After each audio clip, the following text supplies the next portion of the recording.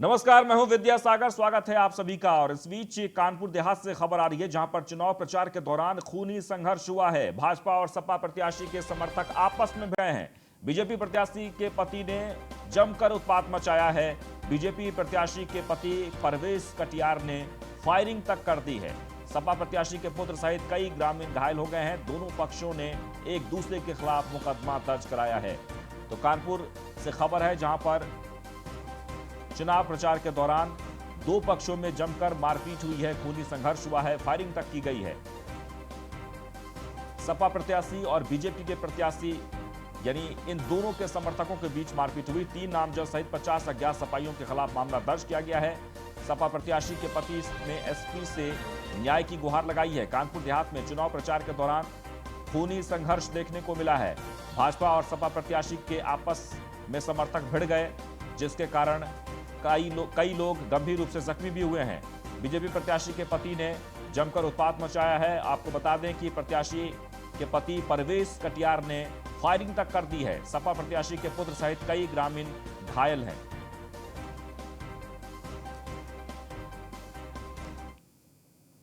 बड़ा सीट से 6 से चुनाव लड़ रहे हैं और यहाँ हमारे बच्चे वोट मांग रहे थे, विजय यादव और उसके साथ हमारे भतीजे वगैरह थे। तो आज स्टिकर जपाना था कि टाइम कम बचा हुआ है। इसी टाइम पर प्रवेश कटियार 2-3 दिन से बवाल करने झगड़े करने की सोचता था। बच्चे हमें बताते थे, मैं कहते थे बेटा झगड़ा नहीं करना है और झगड़ा करने वाले अच्छे लोग नहीं होते हैं। बचाते रहे। आज वो आया सीधे जो मैंने बताया बच्चे को, सीधे आए, थप्पड़ मारना शुरू कर दिया और उसके बाद सीधा डंडे मारने शुरू कर दिए और चौकी के सामने आकर सीधे फायर करने शुरू कर दिए। चौकी इंचार्ज कह रहे हैं, चौकी इंचार्ज के सामने फायर किए, चौकी इंचार्ज मान रहे हैं और खोखे भी बरामद किए। अब ये सरेआम गुंडागर्दी है, लोकतंत्र की हत्या है। ज़बरदस्ती जानो गुंडागर्दी करके कि मतदाता को दबाया जाए, दहशत फैला दी जाए, जिससे कोई वोट डालने ना जाए। और ये शासन प्रशासन सख्त है। शासन प्रशासन पे हमें भरोसा है। आदरणीय कप्तान साहब पे भरोसा है, आदरणीय सीओ साहब, एसओ साहब, इंस्पेक्टर पुलिस पे मेरा पूरा भरोसा है। न्याय मिलेगा और इन पे मुकदमा संगीन धाराओं में मुकदमा लिखा जाएगा। माता जी के लिए वोट मांग रहा था, साथ में स्टिकर चिपका जा रहे थे। ये लोग पता नहीं कहाँ से दूसरी तरफ से घूम के आए और पीछे लड़के खड़े थे, तो एक ने थोड़ा सा ऐसे हो गया, गला उसका खराब था थोड़ा सा, तो फिर परवेज ने सीधा थप्पड़ मार दिया और उसके साथ के जो 30-40 लोग थे उन्होंने भी हाथापाई शुरू कर दी। फिर गांव के लोग आगे अगल बगल से घर से निकले लोग, तो फिर इन्होंने फिर वहाँ से पत्थरबाजी शुरू कर दी और पत्थरबाजी करते हुए ये लोग चौकी के सामने आए और पुलिस वाले सर थे दरोगा जी, तो इनके सामने इन्होंने फायर भी की 3-4। कौन परवेश कौन है?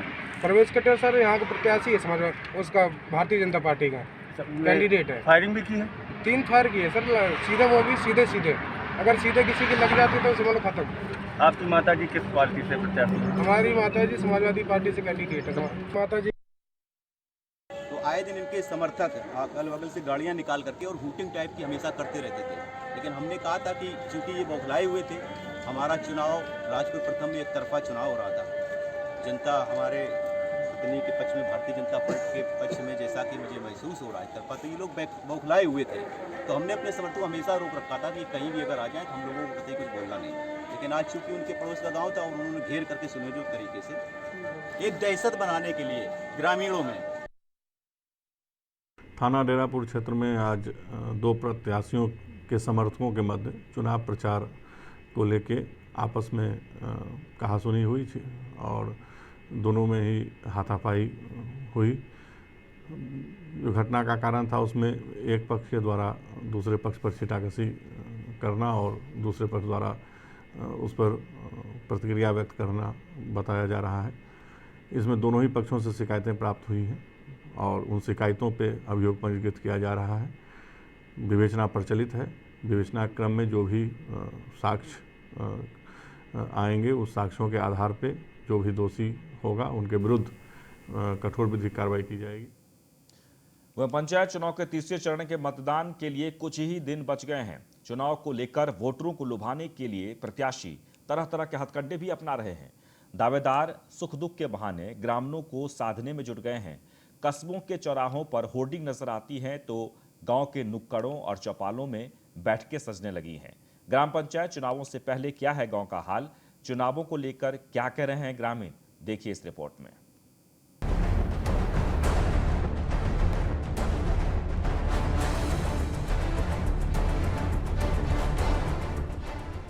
तस्वीरों में दिख रहा यह गांव किसी से कम नहीं। गांव में विकास कार्यों का अंदाजा इस गांव में घुसने पर ही लगाया जा सकता है। कासगंज जिले की तहसील पटियाली के ग्राम मजरा जात आज किसी पहचान का मोहताज नहीं।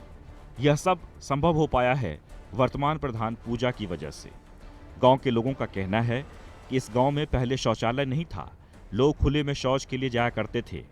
अब घर घर में शौचालय बन गया है। इस गांव में पहले कच्ची सड़कें थीं और गंदगी का अंबार लगा रहता था, लेकिन पूजा के प्रधान बनने के बाद इस गांव में विकास की गंगा बहती हुई नजर आ रही है। चारों तरफ पक्की सड़क है, साफ सफाई अच्छी रहती है। बच्चों के लिए प्राइमरी स्कूल में रंगाई पुताई भी की गई है। बच्चों के खेलने के लिए अच्छी व्यवस्था है। पूजा प्रधान ने अंबेडकर पार्क भी बनवाया है। हमारे गांव में शौचालय भी बनवाए, पुलिया भी बनवाई, लाइटें भी लगवाई हैं और वहाँ पे शंभू खाते में जहाँ पे हमारी बारातें रुकती थी वहाँ पे अम्बेडकर मूर्ति की मूर्ति भी नहीं लगवाई गई। इस बार फिर प्रधान का इलेक्शन आ गया तो आप किसको वोट दोगे? मुनीष कुमार को। चुनाव चिन्ह क्या होगा? क्या चीज़? चुनाव चिन्ह क्या है? गले का हार। क्या नाम है? किस गाँव के गाँव? देव निकला है क्या नाम है? बालेस्टर। आपकी जो वर्तमान प्रधान थी पूजा कुमारी, उन्होंने विकास कार्य कराया? हाँ, विकास कराया, क्या क्या?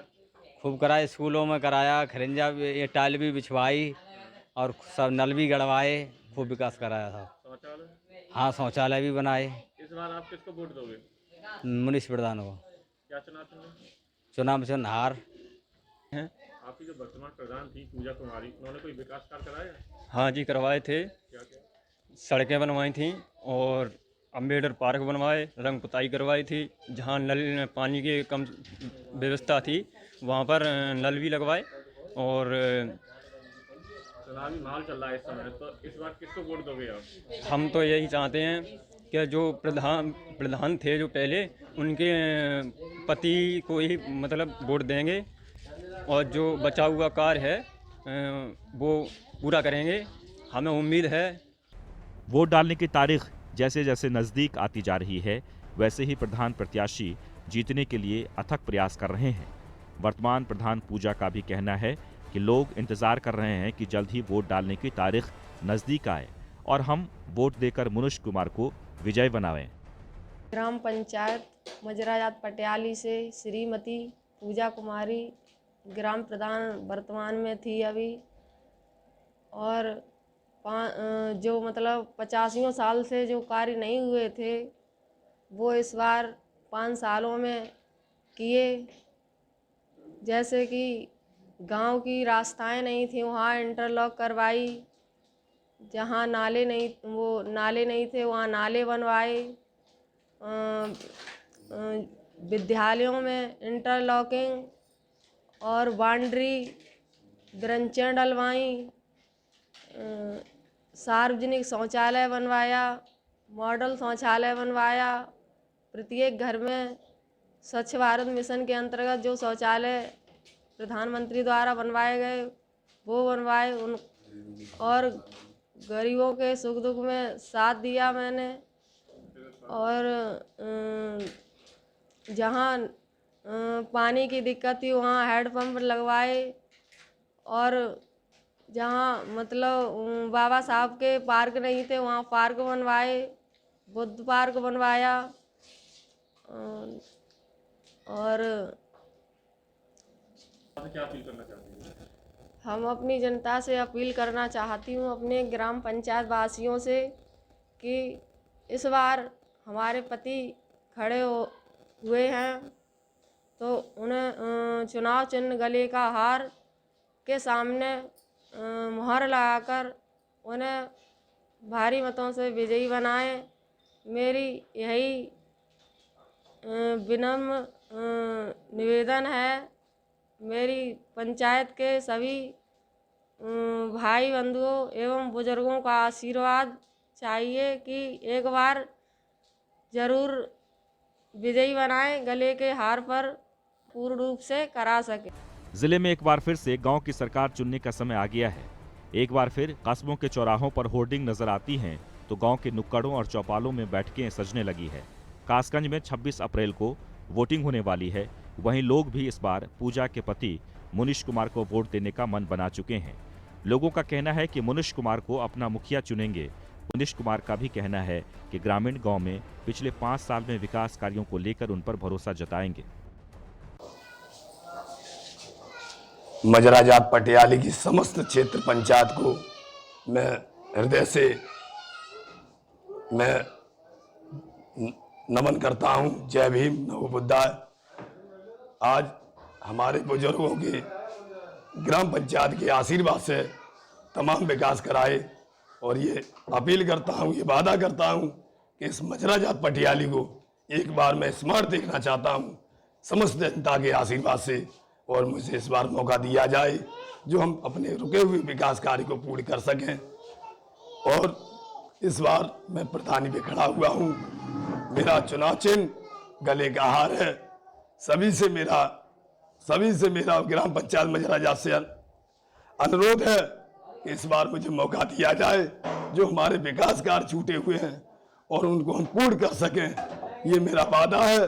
सिर्फ मैं विकास के लिए प्रधानी पे खड़ा हुआ हूँ और विकास किया है, विकास करूंगा, ये मेरा वादा है। समस्त जनता से मेरा आशीर्वाद है। एक बार फिर से गांव की सरकार चुनने का समय आ रहा है। सभी प्रत्याशी एक बार फिर ग्रामीणों के हर सुख दुख के साथी बने हुए हैं। जिले में 26 अप्रैल को मतदान कराया जाएगा, जहां एक ओर मुनीश कुमार के समर्थकों में काफी उत्साह दिख रहा है, तो वहीं दूसरी ओर अन्य प्रत्याशी अपनी अपनी जीत का दावा कर रहे हैं। ये तो 2 मई को ही साफ हो पाएगा कि ग्रामीण किसको अपने मुखिया के तौर पर चुनेंगे। कासगंज से गौरव तिवारी की रिपोर्ट।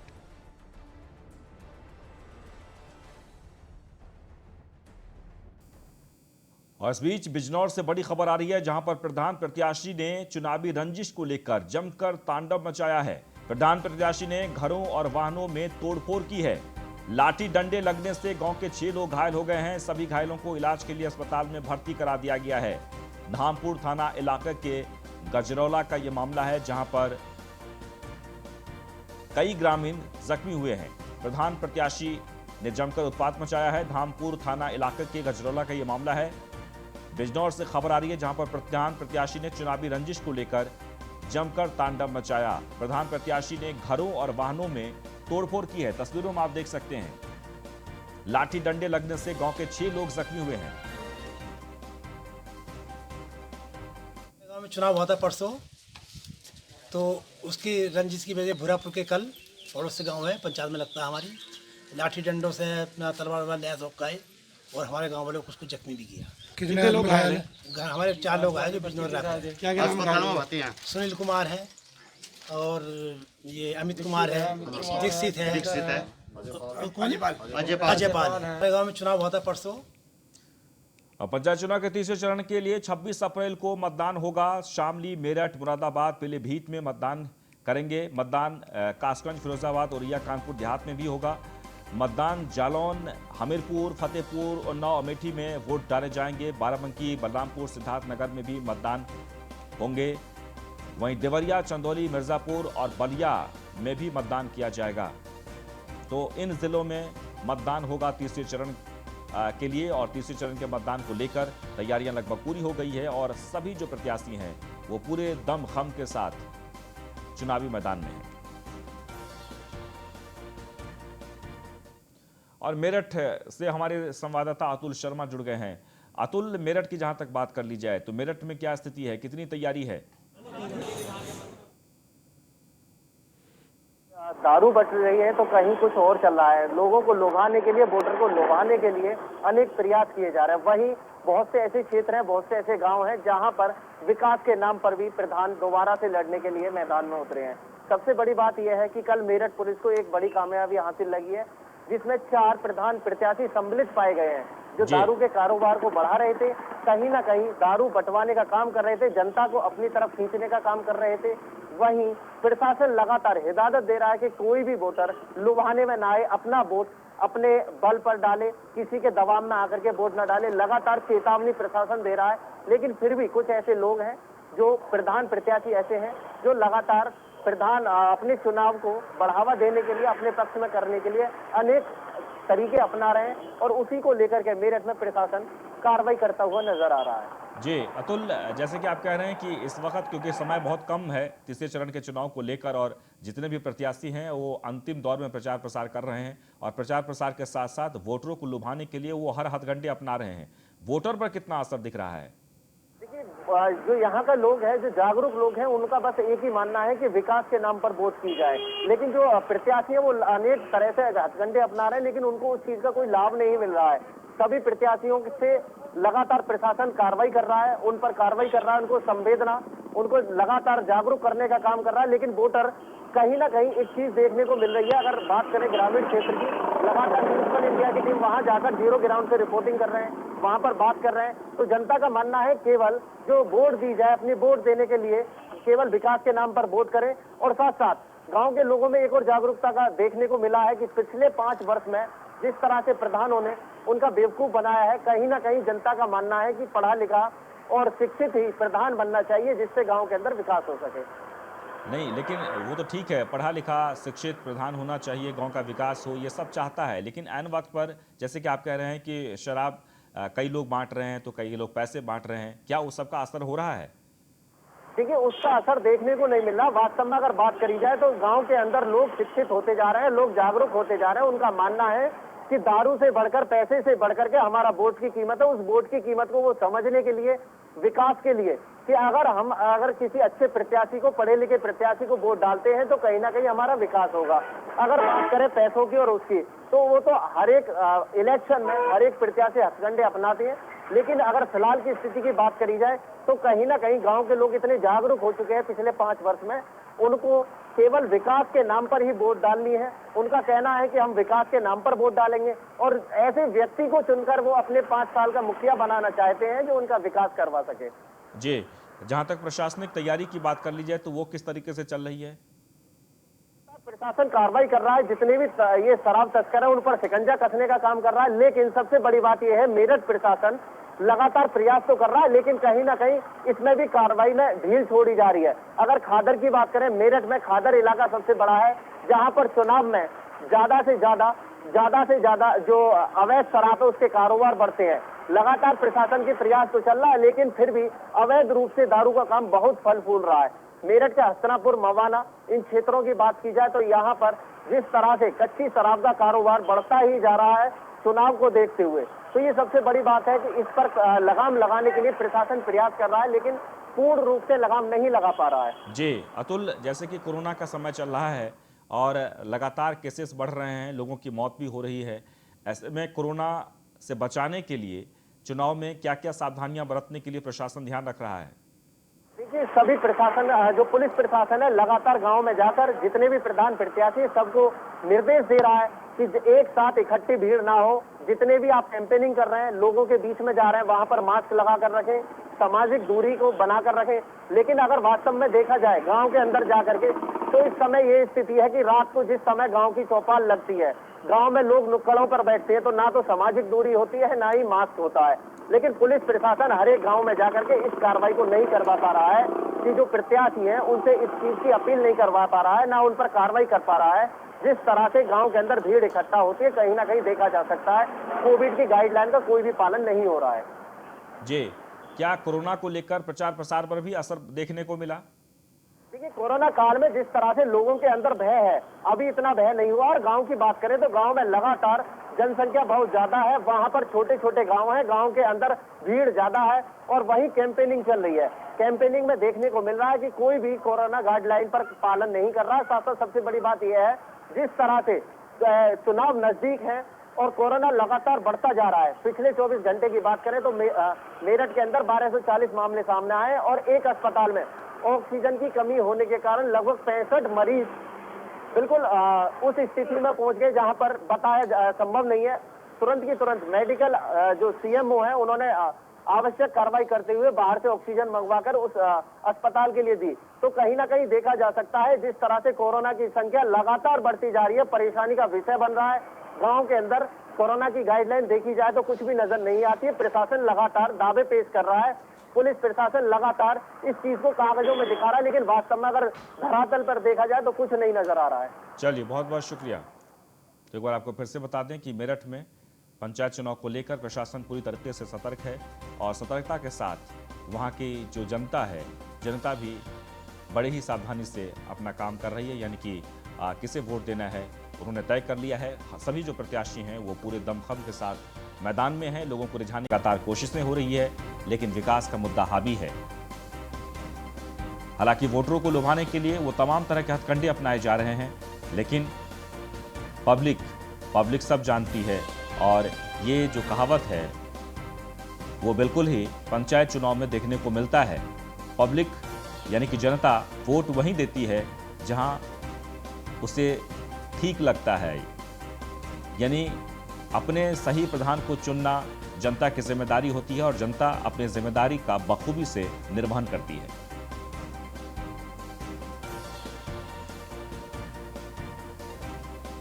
और एक बार फिर से आपको हम लगातार टेलीविजन स्क्रीन पर दिखा रहे हैं कि तीसरे चरण के जो मतदान होने हैं, चुनाव जो होने हैं, वो कहां पर, कौन कौन से ज़िले में, लगातार हम टेलीविजन स्क्रीन पर आपको दिखा रहे हैं।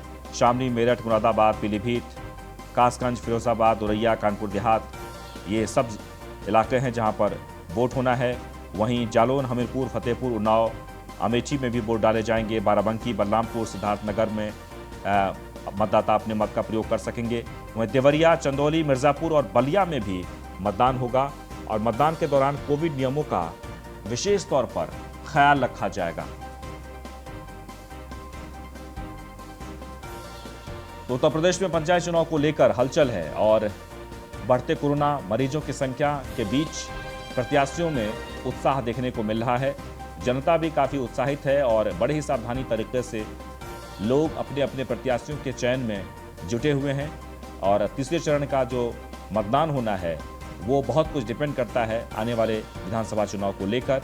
आप कह सकते हैं कि ये जो पंचायत चुनाव है वो लिटमस टेस्ट भी है, यानी उन पार्टियों के लिए जो इस बार सिंबल नहीं बल्कि अपने अपने समर्थन से उन्होंने प्रत्याशियों को मैदान में उतारा है। चाहे बीजेपी हो, समाजवादी पार्टी हो, बसपा हो, सभी ने अपने अपने प्रत्याशी को मैदान में उतारा है। और देखना होगा कि पंचायत चुनाव, क्योंकि पंचायत चुनाव बड़े ही यानी कि एक एक वार्ड, एक एक जगहों से ताल्लुक़ रखते हैं और वहाँ का सिंबल होता है कि आखिर हमारे प्रधान कैसे हों, और प्रधान का चुनाव होता है। बिजनौर से खबर आ रही, जहां पर दिन दहाड़े गुंडों ने बस ड्राइवर को पीट दिया है। रोडवेज बस को रुकवाकर ड्राइवर को पीटा गया। चालक को लात घूंसों से जमकर पीटा गया है। बस ड्राइवर ने थाने में दबंगों की शिकायत की। शहर बिजनौर के चांदपुर चुंगी का यह मामला है। एक बार आपको फिर से बता दें कि बिजनौर से खबर आ रही है, जहां पर बस चालक को लात घूंसों से पीटा गया। दिन दहाड़े गुंडों ने बस ड्राइवर को पीटा है। रोडवेज बस को रुकवा कर और इसके बाद ड्राइवर को पीटा गया। तस्वीरों में आप देख सकते हैं, बिजनौर की यह तस्वीर है जहां रोडवेज बस के ड्राइवर को लात घूंसों से पीटा गया है कुछ दबंगों के द्वारा। हालांकि इस मामले में पुलिस को जब जानकारी मिली, पुलिस ने तुरंत ही मामले पर कार्रवाई शुरू कर दी है। लेकिन तस्वीरों में आप देखिए कि कैसे रोडवेज बस के ड्राइवर को पीटा जा रहा है। और हम आ रहे थे चांदपुर से बिजनौर के लिए, तो चांदपुर चुंगी पर दो अज्ञात लोग पीछे से आए स्विफ्ट गाड़ी लेके और गाली गलौज करने लगे और बहुत मारा, मेरे लात घूंसों से डाल के। मैं बहुत दहशत हूँ, बहुत परेशान। तो क्या पुलिस में शिकायत की आपने? जी सर, एप्लीकेशन दे दी थाना कोतवाली। और हम आ रहे थे और इसी के साथ इस बुलेटिन में बस इतना ही, लेकिन आप बने रहें न्यूज़ 1 इंडिया के साथ।